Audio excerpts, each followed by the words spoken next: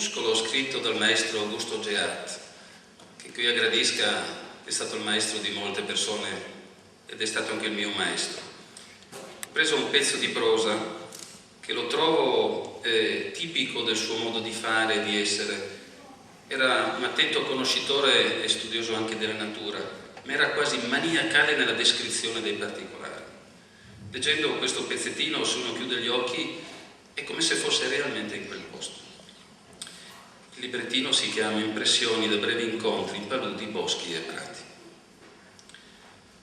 L'acqua corrente del ruscello mormora, sommessa, saltellando sulle inuguaglianze del letto e bisbiglia frusciando sulle sponde ghiaiose. Singhiozza tuffandosi dopo aver superato una pietra muscosa che affiora. Gemono, tornando a galla le bolle gorgoglianti dell'aria imprigionata nel tufo.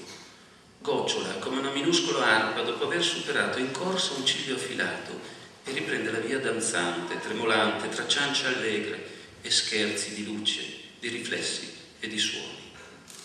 L'elastico ramo di salice sciacqua melodioso lambendo l'onda, vibrante, viene trascinato dalla corrente un tratto più in giù, poi si libera e di scatto lucido e gocciolante saltella al posto di prima, per essere successivamente ripreso dall'onda che segue in un perpetuo ed oscillante saluto carezzevole.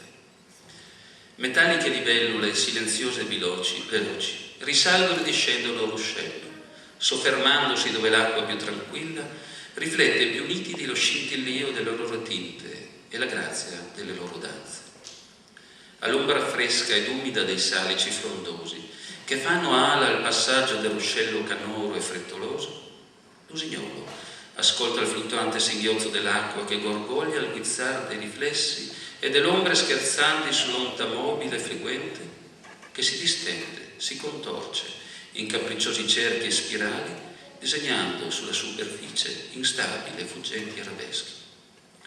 E quando al suolo del bosco, carazzato dalla brezza, le fluttuanti chiazze argentate dei raggi lunari danzano con le ombre delle foglie tremolanti, l'usignolo completa e commenta quel gioco aggiungendo il gorgoglio dell'onda che ha imparato sulla sponda del ruscello.